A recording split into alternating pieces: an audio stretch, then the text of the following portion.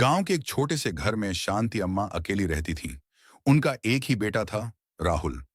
सालों पहले राहुल नौकरी के लिए शहर चला गया था। जाते समय उसने कहा था, माँ, बस कुछ साल की बात है। मैं पैसे कमाकर वापस आऊंगा और आपको अपने साथ ले जाऊंगा। अम्मा की आंखों में खुशी थी।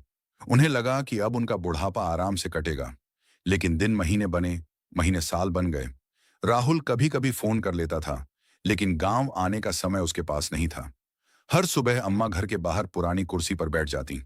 गांव वाले पूछते, अम्मा, क्या देख रही हो? अम्मा मुस्कुराकर कहती, अपने बेटे का इंतजार कर रही हूं, शायद आज आ जाए। यह सिलसिला वर्षों तक चलता रहा।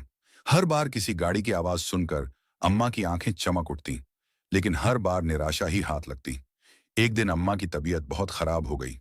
पड़ोसियों ने राहुल को फोन किया। राहुल ने कहा, मैं बहुत व्यस्त हूं, अगले हफ्ते आ जाऊंगा। लेकिन अम्मा के पास अब इतना समय नहीं था। उस रात अम्मा ने अपने पास रखी पुरानी तस्वीर को देखा।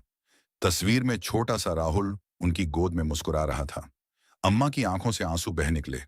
उन्होंने धीरे से कहा, बेटा, एक बार आ जाता तो आंखें बंद करने से पहले तुझे देख लेती।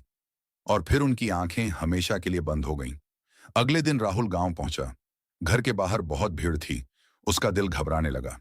जब वह अंदर गया तो उसकी मां सफेद चादर में लिपटी हुई थी। राहुल फूट फूट कर रोने लगा। तभी पड़ोसी ने उसे एक पुराना लिफाफा दिया।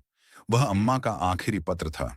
उसमें लिखा था, प्रिय बेटे, मुझे तुमसे कोई शिकायत नहीं है।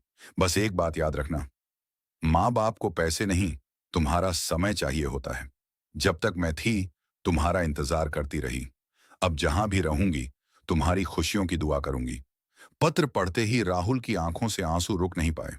उस दिन उसे एहसास हुआ कि दुनिया की सबसे बड़ी गलती वह कर चुका है। जिस माँ ने उसे चलना सिखाया था, वह उसकी आखिरी झलक भी नहीं देख पाया। काम, पैसा और सफलता फिर से मिल सकते हैं, लेकिन माँ बाप के साथ बिताने का समय कभी वापस नहीं आता।